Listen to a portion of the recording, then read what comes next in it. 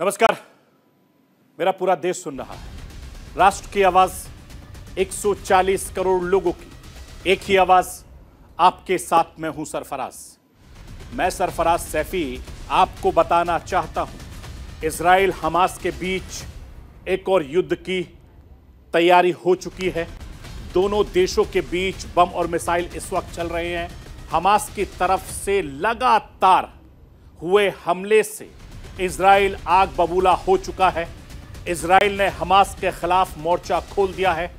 लड़ाकू विमान हमास के ठिकानों पर ताबड़तोड़ बमबारी कर रहे हैं। प्रधानमंत्री नेतन्याहू ने साफ कह दिया है कि इस हिमाकत का अंजाम बुरा होगा। यानी एक और जंग का ऐलान तो हो चुका है। इजराइल और हमास के बीच जमीन से लेकर आसमान तक जंग छिड़ी हुई है। आखिर इस जंग का अंजाम क्या होगा, आज आपको राष्ट्र की आवाज के जरिए बताऊंगा, दिखाऊंगा, समझाने की कोशिश करूंगा। हमास ने इजराइल पर हमला हवा, पानी, जमीन यानी तीनों तरीके से किया है। इस वजह से इजराइल को भारी नुकसान हुआ। सवाल उठता है कि आखिर हमास ने इजराइल पर हमला क्यों किया। हालांकि इन दोनों देशों के बीच जंग कोई नई बात नहीं है। इससे पहले साल 2021 में भी दोनों के बीच में युद्ध देखने को मिला था। इजराइल की स्थापना के बाद से इस विवाद की कहानी की शुरुआत हुई है। वो भी मैं आपको राष्ट्र की आवाज के जरिए बताऊंगा। हमास के रॉकेट का जवाब इजराइल के फाइटर जेट दे रहे हैं।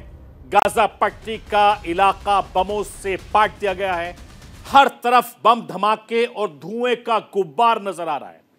इन हमले की थरथराहट पूरी दुनिया में महसूस की जा रही है और सबकी नजरें इजराइल के प्रधानमंत्री नेतन्याहू के अगले फैसले पर टिकी है।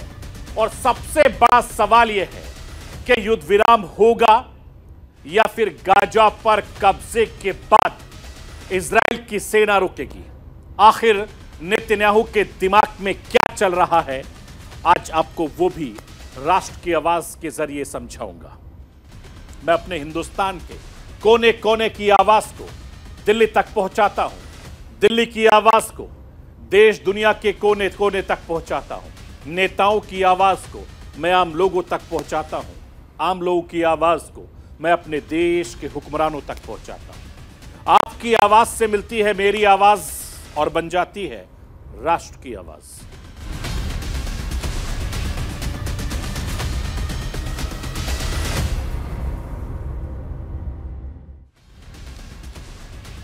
रूस यूक्रेन युद्ध के बाद इजराइल हमास के बीच एक और युद्ध की रणभेरी बज चुकी है। दोनों देशों के बीच बम और मिसाइल लगातार चल रही है। हमास की तरफ से अचानक हुए हमले से इजराइल आग बबूला हो चुका है। इजराइल ने हमास के खिलाफ मोर्चा खोल दिया। लड़ाकू विमान हमास के ठिकानों पर ताबड़तोड़ बमबारी कर रहे हैं। प्रधानमंत्री नेतन्याहू ने साफ कर दिया है कि इस हिमाकत का अंजाम बहुत बुरा होगा। यानी एक और जंग का ऐलान तो हो चुका है। इजराइल और हमास के बीच जमीन से लेकर आसमान तक लगातार जंग छिड़ी है। इस जंग की शुरुआत हमास के आतंकवादियों ने की थी, जिसके बाद इजराइल ने जबरदस्त तरीके से पलटवार किया। हमास के हमले का गुस्सा अभी इजराइल के जहन में उतरा नहीं है कि फिलिस्तीन तबाह इमारतें बता रही है कि इजराइल अपने ऊपर हुए हमले से किस कदर भड़का हुआ है। फिलिस्तीन की जमीन पर इस वक्त सिर्फ मलबा मलबा नजर आ रहा है। तस्वीरों के जरिए मैं आपको दिखाने की कोशिश कर रहा हूं और ये तस्वीरें बता रही हैं कि इजराइल खुद सूद समेत हमास को उसके करतूतों की सजा लगातार दे रहा है। जो तस्वीरें वहां से आ रही हैं वो तस्वीरें मैं आपको नहीं दिखा सकता। इतनी डरावनी तस्वीर है कि आपका दिल दहल उठेगा। इजराइल हमास के बीच जारी जंग में अब तक 1300 से ज्यादा लोगों की मौत हो चुकी है। 5200 से ज्यादा लोग घायल हो चुके हैं। इजराइल के 750 से ज्यादा लोग इस हमले में मारे गए। इसमें 60 से ज्यादा सैनिक शामिल हैं और यह तादाद लगातार बढ़ती जा रही है। इजराइल के 2200 से ज्यादा लोग घायल हैं। वही हमास के करीब 560 आतंकवादियों के मारे जाने का दावा किया जा रहा है और 3000 से ज्यादा लोग घायल हैं। मैं आपको यह बताना चाहता हूं कि इजराइल का दावा है कि हमास के 550 से ज्यादा ठिकाने नस्तो नाबूद कर दिए गए हैं, ध्वस्त कर दिए गए हैं। इजराइल ने फिलिस्तीन को चेतावनी देकर अपने मंसूबे जाहिर कर दिए हैं। हमास को समर्थन चाहे जो करे, लेकिन इस बार अंजाम कुछ ऐसा होगा कि अगले कई सालों तक हमास हमेशा याद रखेगा। हमास इजराइल के युद्ध को लेकर मैं आपको राष्ट्र की आवाज के जरिए कुछ हिंदुस्तान के रक्षा विशेषज्ञों को सुनवाना चाहता हूं। वो इस युद्ध को किस तरीके से देख रहे हैं, आप सुनिए उनकी बात को। रॉकेट अटैक, साथ ही साथ जमीन, हवा, समुद्र, टनल, हर तरह से अंदर आके सेना के बेसिस पर सिविल इलाकों में, बिल्टअप एरिया में घुसना, तो ये वाकई में इजराइल के एक आज बहुत बड़ा चैलेंज है। और जो इजराइल अब रिएक्ट कर रहा है वो एक एक्सपेक्टेड लाइन पे था कि वो अभी उनके जो हेडक्वार्टर्स हैं, कमांड कंट्रोल के लीडरशिप हैं, जैसे उनके इंटेलिजेंस चीफ के घर पर हमला किया, या वो उनके जहाँ जहाँ से एम्यूनिशन डंप होंगे, पेट्रोल डंप होंगे, उनको बर्बाद करेंगे ताकि जो लोग अंदर आ गए उनको और सप्लाई ना मिल सके, क्योंकि वो लिमिटेड सप्लाई लेकर गए होंगे। तो वो कितने देर तक लड़ेंगे? तो इजराइल की सेना ट्रेंड है, वहाँ का हर सिविलियन ट्रेंड होता है, आदमी, महिलाएं, हर आदमी हथियार की ट्रेनिंग लिया होता है, हर आदमी एक सैनिक होता है। तो वो उनको इस तरह के हमलों का अंदेशा रहता है। पहले भी रॉकेट अटैक होते रहे, मिलिटेंट अटैक होते रहते हैं। तो ये बहुत जल्दी इजराइल रिकवर कर गया और आगे जो इनका जो हमला होगा, जो इनका काउंटर अटैक होगा, बदला लिया जाएगा, वो वाकई में बहुत खतरनाक होने वाला है, क्योंकि इजराइल ने इस तरह की कैजुअल्टी बहुत समय से नहीं। इन्होंने कल जब अटैक किया उस समय हमास का पहला जो स्टेटमेंट था उसमें यह भी था कि हम जाके इनको कैप्चर करेंगे, पकड़ के ले आएंगे, अपने यहाँ बंदी बना के रखेंगे और उसके एक्सचेंज में, क्योंकि पैलेस्टीनियन काफ़ी जो मिलिटेंट्स हैं वो इजरायली जेलों में हैं, तो हम एक्सचेंज करवाएंगे। और अभी तक तो इसराइल का कभी एक सोल्जर, दो सोल्जर इस तरह से पकड़े जाते थे, उनके एक्सचेंज में इसराइल कुछ पैलेस्टीनियन फिलिस्तीनी मिलिटेंट छोड़ देता था। एक सोल्जर के लिए इसराइल ने 2005 में किडनैप हुआ था, 2010 तक 5 साल तक रहा था फिलिस्तीन के अंदर।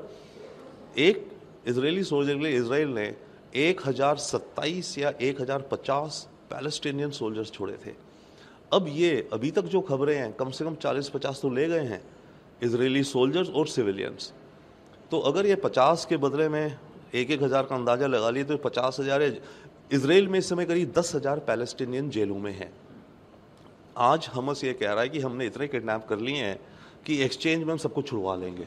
तो ये एक बहुत ही सोची समझी तकनीक और स्ट्रैटेजी है जो हमास ने अपनाई है।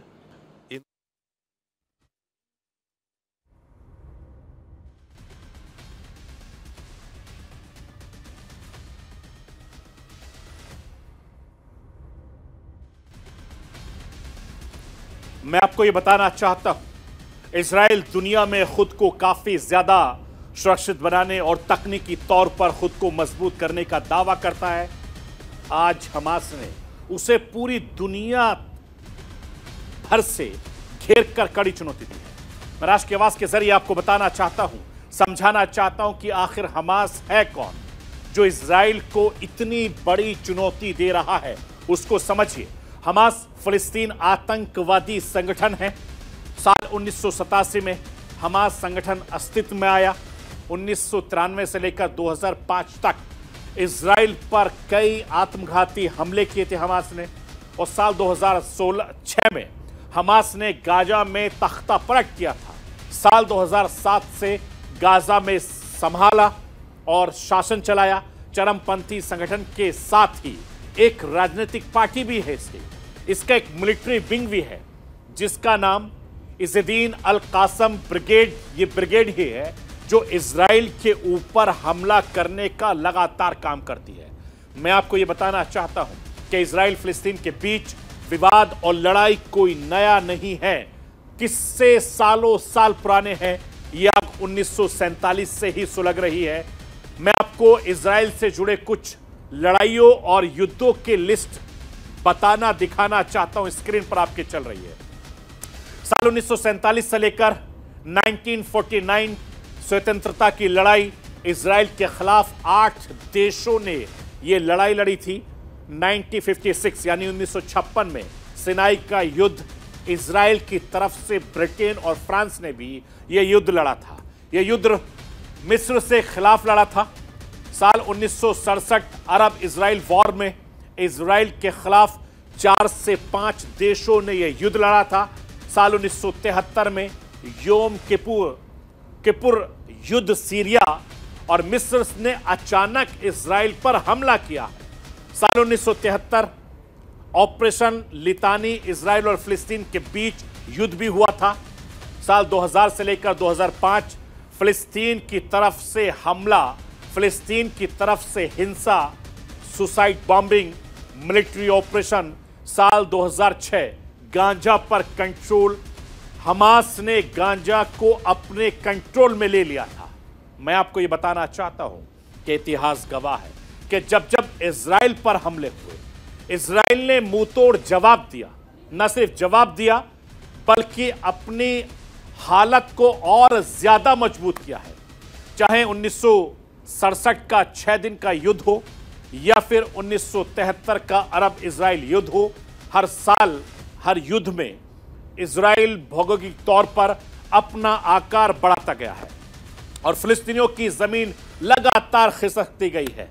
मैं आपको यह बताना चाहता हूं कि जिस तरीके से हमास के आतंकवादियों ने इजराइल पर अब तक का सबसे बड़ा हमला किया, यह हमला हवा की तरफ से, पानी की तरफ से, जमीन यानी तीनों जगह से लगातार किया है और इस वजह से इजराइल को भारी नुकसान हुआ है।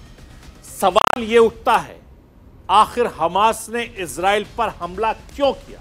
इसके पीछे की वजह क्या है? इन दोनों देशों के बीच जंग कोई नई बात नहीं है। इससे पहले साल 2021 में भी दोनों देशों के बीच में युद्ध देखने को मिला था। इजराइल की स्थापना के बाद से इस विवाद की कहानी की शुरुआत होती है। इजराइल मिडिल ईस्ट से इकलौता यहूदी देश है। इसके पूर्वी हिस्से में वेस्ट बैंक मौजूद है जहां फिलिस्तीनियों के लिए सरकार चलती है। मैं राष्ट्र की आवाज के जरिए आपको यह बताना चाहता हूं कि इजराइल फिलिस्तीन के बीच विवाद आखिर क्यों है। आप समझिए, इसको थोड़ा सा समझना होगा कि फिलिस्तीन लोगों के लिए जॉर्डन और मिस्र जैसे अरब मुल्कों ने लड़ाई लड़ी थी, लेकिन उनकी हार की वजह से फिलिस्तीन एक छोटे हिस्से में सिमट कर रह गया। जॉर्डन के कब्जे में जो जमीन आई उसे वेस्ट का बैंक का नाम दिया, जबकि मिस्र के कब्जे वाले इलाके को गाजा पट्टी कहा गया। यरूशलेम शहर को पश्चिम में इजरायली सुरक्षा बलों और पूर्व में जॉर्डन के सुरक्षा बलों के बीच बांट दिया गया था। यह सब बिना किसी शांति समझौते के किया गया था। साल 1967 में जब दोबारा युद्ध हुआ तो इस बार इजराइल ने पूर्वी यरूशलेम के साथ साथ वेस्ट बैंक और गाजा पट्टी पर भी कब्जा जमा लिया। गाजा से तो इजराइल पीछे हट गया, मगर उसने वेस्ट बैंक पर कंट्रोल जारी रखा। इजराइल पूर्वी यरूशलेम को अपनी राजधानी के तौर पर होने का दावा करता है, जबकि फिलिस्तीन के लोग इसे अपनी भविष्य की राजधानी मानते हैं। मैं आपको यह बताना चाहता हूं, इसी को लेकर दोनों देशों के बीच लंबे वक्त से विवाद चल रहा है। साल 2021 में भी इजराइल और हमास के बीच तनाव लगातार बढ़ गया, जिसके बाद मिस्र, कतर, संयुक्त राष्ट्र से मीडिएटिंग में दोनों के बीच समझौता भी हुआ। दोनों में इस बात की सहमति बनी कि गाजा में रह रहे लोगों को इजराइल में काम करने का परमिट मिलेगा और कुछ पाबंदियों को हटाया जाएगा। बदले में हमास को सीमा पर शांति कायम रखनी होगी। अब एक बार फिर से हमास इजराइल आमने सामने बने हुए हैं और यह लगातार युद्ध बढ़ता जा रहा है। मैं आपको यह भी बताना चाहता हूं कि जब हमास के आतंकवादियों ने शनिवार की सुबह इजराइल में तांडव किया तो पूरी दुनिया सन्न रह गई, किसी की समझ में नहीं आया। आतंकी संगठन हमास ने इजराइल पर अंधाधुंध रॉकेट दागे। इजराइल ने बिना देर किए हमास के खिलाफ ऐलान जंग कर दिया। हमास के रॉकेट का जवाब इजराइल के फाइटर जेट दे रहे थे, गाजा पट्टी को, इलाकों को बम से पाट दिया गया। हर तरफ धमाके और धुएं का गुब्बार नजर आ रहा। हमले की पूरी तरथराहट पूरी दुनिया में महसूस की जाने लगी। पूरा का पूरा इलाका देखते ही बमों और मिसाइलों के धमाकों से कांपने लगा। अब पूरी दुनिया की नजर इजराइल के प्रधानमंत्री नेतन्याहू के अगले फैसले पर टिकी है। लेकिन सबसे बड़ा सवाल यह है कि युद्ध विराम होगा या फिर गाजा पर कब्जे के बाद इजराइल की सेना रुकेगी। आखिर नेतन्याहू के दिमाग में क्या चल रहा है ये कोई नहीं जानता। चंद घंटों में गाजा पर चारों तरफ से अटैक करने के पीछे नेतन्याहू की मंशा क्या है? रूस यूक्रेन युद्ध के बाद दुनिया दो हिस्सों में बटी थी। अब इस युद्ध ने एक बार फिर से दुनिया को दो बड़े हिस्सों में बांट दिया। मैं आपको यह बताना चाहता हूं कि इजराइल समर्थकों में कौन कौन से बड़े देश उसके साथ खड़े हैं। स्क्रीन पर लाइए, आपकी टेलीविजन स्क्रीन पर अमेरिका इजराइल के साथ खड़ा है। अमेरिका ने हमास के खिलाफ जंग में इजराइल को समर्थन और सैन्य मदद देने का ऐलान किया है। ब्रिटेन भी इजराइल को समर्थन दे रहा है। फ्रांस और ऑस्ट्रेलिया ने कहा है कि इजराइल को अपना बदला लेने का हक है। हिंदुस्तान के प्रधानमंत्री नरेंद्र मोदी पहले ही कह चुके हैं कि दुख की घड़ी में इजराइल के साथ हिंदुस्तान खड़ा है और हिंदुस्तान लगातार उनको समर्थन तो नहीं बल्कि कोशिश कर रहा है कि यह मामला किस तरीके से निपटे। जो दोनों देशों के बीच जो जंग चल रही है वो कैसे खत्म होगी, किसकी वजह से खत्म हो सकती है, इसकी कोशिश हिंदुस्तान और हिंदुस्तान के प्रधानमंत्री नरेंद्र मोदी लगातार करते रहते हैं। मैं आपको यह बताना चाहता हूं कि इजराइल के राजदूत नोर गिलोनी क्या कह रहे हैं, वो आप सुनिए। Heartfelt from the huge support we got from India, from the Prime Minister. Social media is full of people who are showing their support, and we appreciate it. We appreciate it very strongly. I'll tell you why. Because India, first of all, is a very important country in the world. India comes from a position of a country who knows terrorism. So it comes from a point of knowledge and not of ignorance. मैं आपको ये बताना चाहता हूं कि Israel के प्रधानमंत्री Netanyahu ने जो कहा है वही किया है। इजराइल के सेना ने रात के अंधेरे में हमला किया, अपने नागरिकों पर हुए हमले का बदला लिया। नेतन्याहू ने कहा कि हमास का अंत किए बगैर नहीं रुकेंगे। सेना इसी ऑर्डर पर गाजा के कौन कौन से इलाके पर धावा बोल रही है। इजराइल ने 1 लाख सैनिकों को गाजा बॉर्डर पर तैनात कर दिया है। साथ ही 3 लाख सैनिकों को तैयार रहने के लिए कहा है। इजराइल के इस एक्शन का विरोध भी हो रहा है। मैं आपको राष्ट्र की आवाज के जरिए बताना चाहता हूं कि कौन से देश इजराइल के विरोध में इस वक्त खड़े हैं, वो भी समझिए। ईरान खुलकर हमास के कार्रवाई का समर्थन कर रहा है, इजराइल के एक्शन का विरोध कर रहा है। सऊदी अरब ने इजराइल को संयम बरतने की सलाह दी है, सब्र से काम लेने की सलाह दी है। पाकिस्तान हमास के साथ खड़ा है। टर्की भी इजराइल के खिलाफ आवाज बुलंद कर रहा है। ये वो मुबालिग हैं जो लगातार इजराइल का विरोध कर रहे हैं। लेबनान के संगठन हिजबुल्लाह ने अमेरिका को धमकी दी है। उसने कहा है कि अमेरिका ने अगर सीधे तौर पर जंग में दखल दिया तो मिडिल ईस्ट अमेरिका ठिकानों पर हमला कर देगी। फिलिस्तीन यूक्रेन नहीं है। कहने को तो ये जंग इजराइल और हमास के बीच है। इस जंग को और बड़ा किया जा हो सकता है।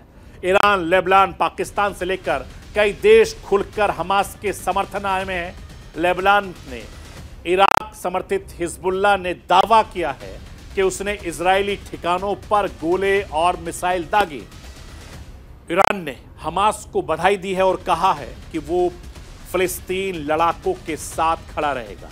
यानी ये जंग दुनिया को बहुत बुरी तरीके से बांट सकती है। ऐसे में ये जंग आगे और बढ़ी तो दुनिया के लिए बेहद खतरनाक हो सकती है। और जैसे राष्ट्र की आवाज के जरिए लगातार मैं युद्ध से जुड़ी खबरें आपको दिखाता रहा हूं और इस बात के संकेत देता रहा हूं, ये आहट तो नहीं है कि तीसरा विश्व युद्ध लगातार निशाने पर है। आने वाले वक्त में ये लड़ाई किन किन देशों को अपने साथ झुलसाएगी, इसका इंतजार करना होगा। ये थी राष्ट्र की आवाज। बाकी खबरों के लिए आप बने रहिए न्यूज़ इंडिया के साथ।